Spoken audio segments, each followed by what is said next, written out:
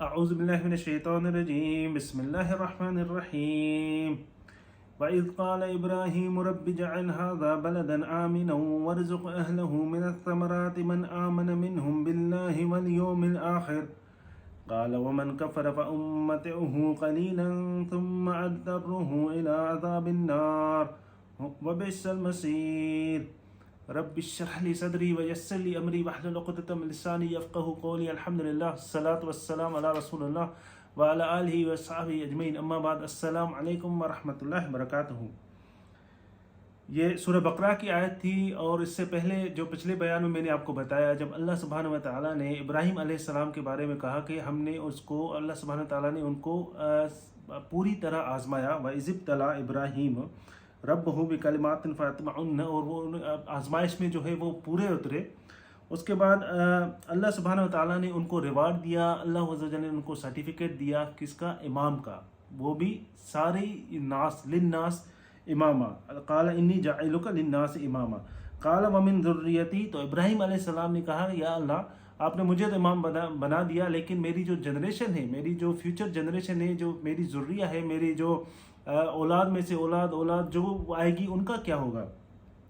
تو اللہ عز و جل نے فرمایا قال لا ینال عہد الظالمین، میرا جو قول و قرار ہے یا میری جو گارنٹی ہے وہ ان کے لیے نہیں ہے جو رانگ ڈوئر ہیں، جو ظالم ہیں، جو غلط کرنے والے ہیں، ان کے لیے نہیں ہے۔ اللہ سبحانہ و تعالیٰ نے ان کو انڈائریکٹ وے میں بتا دیا کہ تمہاری اولاد میں سے کچھ ایسے بھی ہوں گے جو غلط کام کرتے ہوں گے۔ تو اس کے بعد ابراہیم علیہ السلام جو ہے وہ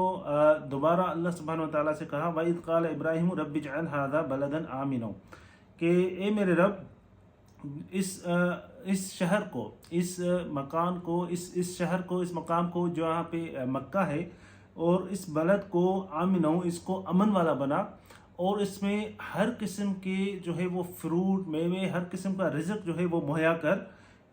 ورزق اہلہ من الثمرات، ہر جو بھی میوہ ہے اس میں سے ہر قسم کا، ہر کائنڈ کا جو فروٹ ہے، جو ثمر ہے، جو میوہ ہے، وہ اس میں پرووائڈ کر، اور ان کے لوگوں اس میں جو ہے وہ کر۔ تو ایک تو دعا کی کہ اس کو امن والا شہر بنا، اور اس میں ہر قسم کا رزق جو ہے وہ پرووائڈ کر۔ تو یہ دو دعائیں ابراہیم علیہ السلام نے دو چیزیں کہیں، جو میں نے آپ کو پہلے بتایا تھا کہ آج کل کسی بھی سوسائٹی، کوئی بھی معاشرہ جب آگے بڑھتا ہے تو دو چیزیں ہوتی ہیں، ایک تو امن، اور دوسرا اس میں جو ہے وہ فروٹ ہو، جابس ہو، یا اس میں بزنس ہو۔ اگر یہ دو چیزیں نہیں ہوں گی کوئی بھی معاشرہ آگے نہیں بڑھ سکتا۔ تو ابراہیم علیہ السلام نے اس وقت اللہ سبحانہ و تعالیٰ سے، جب وہاں مکے میں کچھ بھی نہیں تھا، نہ وہاں پہ کوئی پانی تھا، نہ بزنس تھا، کوئی بھی چیز نہیں تھی، تو اس وقت ابراہیم علیہ السلام نے اللہ عز و جل سے یہ دعا مانگی یا اللہ اس کو امن والا بنا، اور اس میں ہر قسم کا رزق مہیا کر، ہر قسم کا میوہ جو ہے وہ مہیا کر۔ تو امن جو ہے، جب یہ امن اگر نہیں ہوگا، چاہے اس ملک میں جتنا بھی، اس شہر میں کتنا بھی بزنس ہو، کتنا بھی پیسہ ہو، لیکن اگر پیس نہیں ہے تو آپ لوگ وہاں سے چھوڑ کے چلے جائیں گے، کیونکہ لوگوں کو پیس چاہیے، امن چاہیے۔ اور اگر امن بہت زیادہ ہے، امن تو بہت ہے، کوئی چیز آپ باہر رکھتے ہیں چوری نہیں ہوتی، لیکن وہاں پہ رزق نہیں ہے، وہاں پہ بزنس نہیں ہے، تو وہاں پہ بھی آپ رہنا پسند نہیں کریں گے، آپ وہاں سے موو ہونا چاہیں گے۔ تو یہی چیز ابراہیم علیہ السلام کو اس وقت پتہ تھی کہ اگر امن ہوگا اور رزق ہوگا، یہ دونوں چیزیں آج کل جو ہے وہ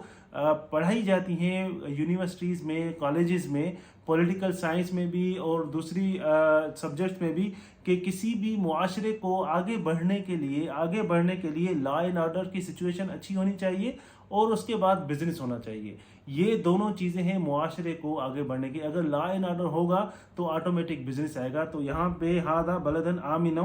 وارزق اہلہ من الثمرات، اور اس میں جو میری اولاد میں سے ہیں، میری فیملی میں سے جو لوگ ہیں، ان کو ہر قسم کا میوہ مہیا فرما، من آمن منہم باللہ والیوم الآخر۔ تو اس کے بعد کہہ رہے ہیں کہ جو آپ کے اوپر ایمان لے کے آئے، اور جو آخرت پر ایمان لے کے آئے۔ اب یہاں پہ ابراہیم علیہ السلام نے دوسری بات کہی کہ جو میری اولاد میں سے، میری جو ذریہ ہے ان میں سے جو یا رب آپ کے اوپر ایمان لے کے آئیں، من آمن، ان میں سے جو, کیونکہ ابھی ابراہیم علیہ السلام کو پتا تھا کہ میری اولاد میں سے کچھ اولاد ایسی بھی ہوگی جو ظالم ہوں گے, جو رانگ ڈور ہوں گے, جو مشرک ہوں گے, جو غلط کرنے والے ہوں گے. یہ ہم سب کو پتا ہے کہ ابراہیم علیہ السلام کی اولاد میں سے ہی مکے میں جو تھے مشرک تھے وہ ان کی ذریہ میں سے تھے, وہ ان کی اولاد میں سے تھے. تو یہاں پہ کہہ رہے ہیں کہ ان میں سے جو آپ کے اوپر ایمان لے آئے, اے میرے رب جو آپ کے اوپر ایمان لے کے آئیں, اور یوم آخر یوم باللہ والیوم الآخر, اور آخرت پر ایمان لے کے آئے. دو چیزیں ہیں, ایک ایمان لے کر آئے یہاں پر, اور آخرت پر ایمان لے کے آئے. ان کو یہ چیزیں, ان کو رزق بھی عطا فرما اور ان کو وہاں امن بھی دے. تو اللہ سبحانہ و تعالیٰ پھر ابراہیم علیہ السلام کو کہہ رہے ہیں, کیا کہہ رہے ہیں؟ قال ومن کفر فامتعه قلیلا ثم اضطره الى عذاب النار. اللہ عز و جل فرما رہے ہیں کہ جو میرا کہنا نہیں مانے گا, جو کفر کرے گا, جو میرا کہنا, میرے احکام کو نہیں مانے گا, میں ان کو بھی تھوڑا سا دوں گا. قلیلا, میں ان کو بھی تھوڑا سا دوں گا, اور وہ تب تک دوں گا, اور اس کے بعد ان کا جو بدلہ ہوگا عذاب النار, ان کو جو سزا ملے گی کہنا نہیں ماننے کا, کفر کرنے کی سزا کیا ہوگی؟ عذاب النار. پھر ان کو میں جہنم میں ڈالوں گا, ان کو عذاب النار, ان کو عذاب ہوگا وہ بھی جہنم والا. وبئس المصیر, اور دوزخ